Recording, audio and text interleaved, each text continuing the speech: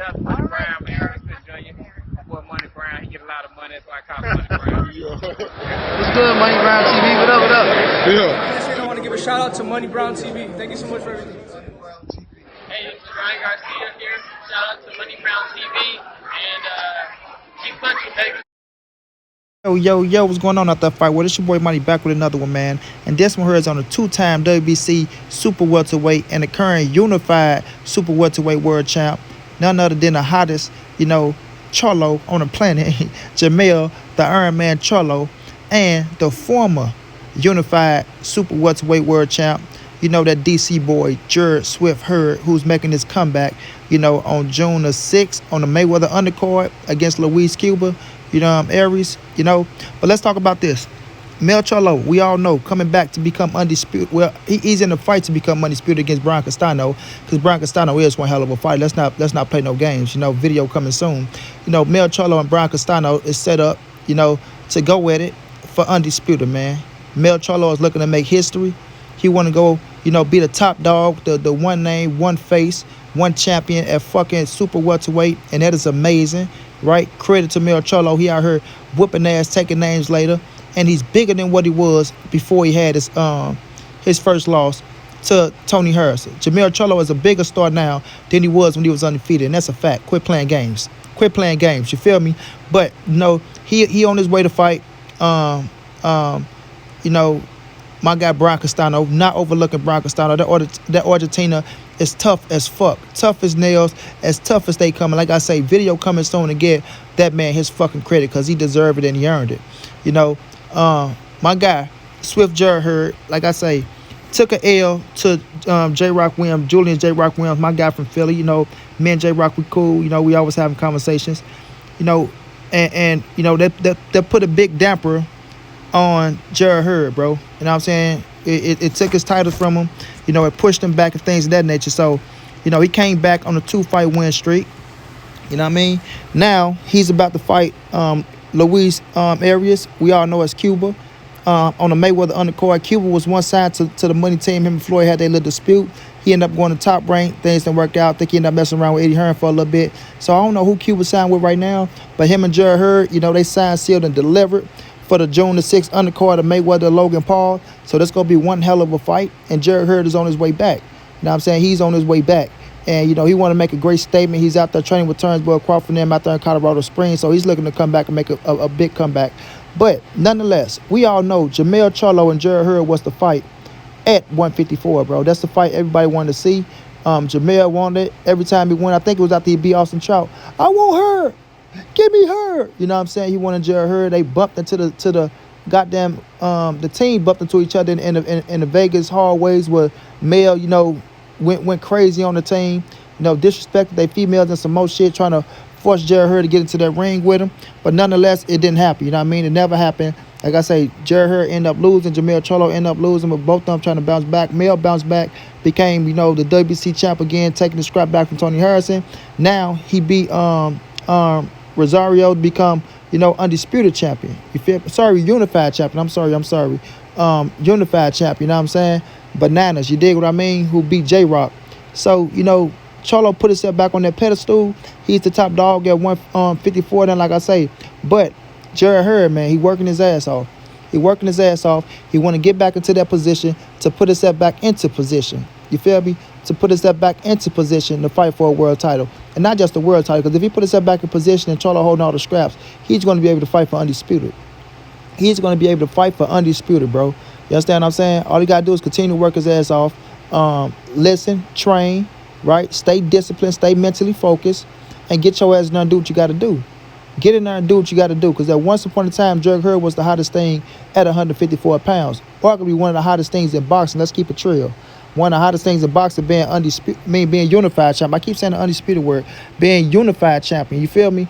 And everybody wanted that fight with him and Jermell Charlo, because that was the fight that we all wanted to see. That was the big time fight at 154, dog.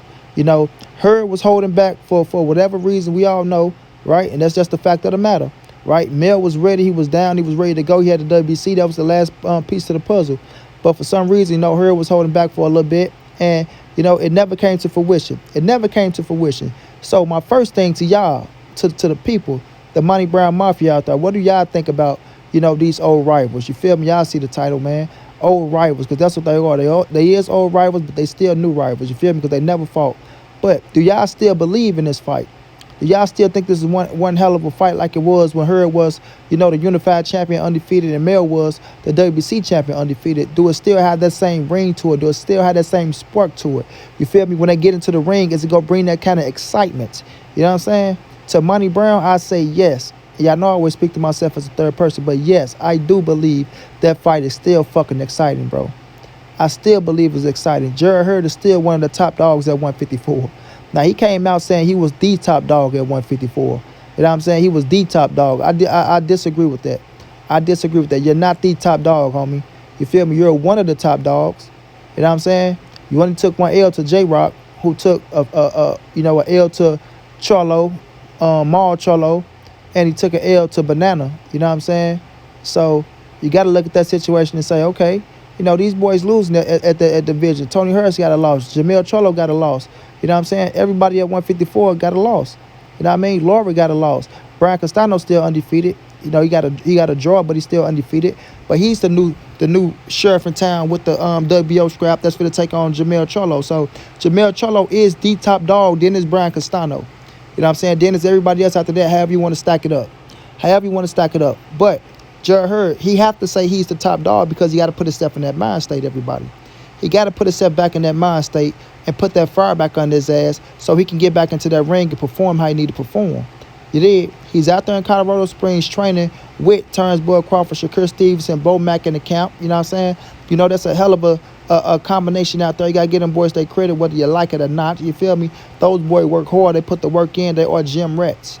They are gym rats. And Jarrett Hurd got to put himself in that facility to put himself in that mind state to say, I'm going to push my ass. Turnbull Crawford go push my ass. Shakur Stevenson go push my ass because they expect nothing but greatness for themselves. So guess what? They're going to expect nothing but greatness from me. And I'm not going to be the one lacking. I'm not going to be the one coming to this camp bullshitting around, you know what I'm saying, being undisciplined and not trying to keep my focus and doing what I got to do. When these boys working their ass off and they are world champions.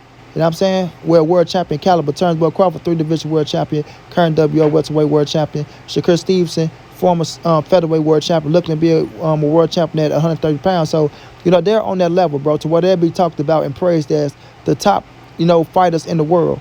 And Jarrett Hurd need that around him. He need that around him because still, whether people like it or not, he's still one of the top fighters in the world. Like I say, only one loss. Only one loss. That don't define you, bro. It's how you bounce back. Like I say, look at Charlo. He took an L. Came back. He the hottest thing at 154. The hottest thing at 154.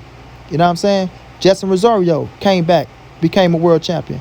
You know what I'm saying? J-Rock, world champion. So it can happen. It can happen. You feel me? And Jarrett Hurd and Charlo is one of those fucking firefights that I love, bro. It's one of them firefights that I love. It's fan friendly. Both of them coming forward. Both of them go bang it out. Both of them go bang it out. That's why we needed it at the time when it was on fire. But I feel like if Jarrett Hurd get into that ring and he do some spectacular shit, beat Luis Cuba, right, and then go out there and find you some more big fights, revenge the J-Rock loss. Revenge the J-Rock loss. You know what I'm saying? Go fight a fucking my guy Jack and Sledge or Erickson Lubin. Like, put yourself in position. Put yourself in position. Because it's not going to be that hard knowing that Charlo got all the scraps. If he don't vacate, it's not going to be that hard to become number one in somebody's sanctioning body. All you got to be is be the top dog. And if you go fight Luis Arias and you beat him, you put yourself in position to fight a contender, to put yourself back as a number one contender in one of them sanctioning bodies, bro. And once you become number one in one of them sanctioning bodies, he have to see you. He have to see you. You dig what I mean? And Mel ain't the one to duck no smoke. Mel ain't the one to duck no smoke. He know who Jarrett Hurd is. He want to knock Jarrett Hurd out. It was a plan of his to knock Jarrett Hurd out. And I'm quite sure Mel not going to 160 no time soon, so that means he's not vacating anything. As long as Maul at 160, Earl at 147, Jermell Charlo go reign right there at 154 as the fucking super welterweight unified world champion. No, undisputed. Now I want to say unified. Undisputed world champion, assuming he beat Brian Castano. You dig what I mean? So he got to put that work in. But Jarrett Hurd got to put himself in position, bro, to get to that fight. You're not just going to get it by talking. You're not just going to get it by talking. You can't pull a Keith Thurman talking about, you know what? You've been out for X amount of years and come back, I'm the top dog in the division. Fight me or vacate. Nah, shit don't work like that. You got to put yourself in position to get those titles. Keith Thurman got to put himself back in position to fight Earl Spencer Turnbull Crawford. But y'all only one fight away. It ain't like y'all that far away. Keith Thurman can fight Bud Crawford right now because Bud needs somebody. But y'all only one fight away putting yourself back in position for a title shot. Y'all still top dogs in the division. Y'all not the top dogs, but y'all still top dogs. And Jarrett Hurd is a fucking fan-friendly fight, bro. He's a fan-friendly fighter. You did? So once he get into that ring, he gonna give you fireworks. He's gonna give you fireworks. Now, his new trainer try to have him box a little bit to be a little patient and try to work on some defense techniques. And it ain't been looking too hot for him. And he's been wanting to pull a trigger and go forward in the fight. So I've been sensing that in him because that's his style. That's what he's used to. So when I look at when new trainers come into a fighter, I don't think they need to stop what they do. I think they need to add something to what they doing. You dig? Don't try to switch up the whole game plan, bro. Jarrett Hurd is an aggressive fighter. Teach him how to be aggressive, but be a little bit smarter with it. Don't take the aggression away. Don't try to teach him how to be smart, then be a little aggressive. No, let him be aggressive and teach him how to be a little smart at the same time. You know what I'm saying? How to miss and catch shots and not catch so many shots.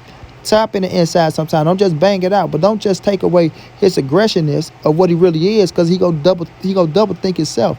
And that's what I've been seeing from Jarrett Hurd. You know what I'm saying? He's been double thinking himself, trying to stick to the game plan when he want to just go all out and do what he do. You feel me? So I look at it like when you're working with a new coach, they should come in and not try to switch everything up, but work with what you got and add a little bit to it. You dig what I mean?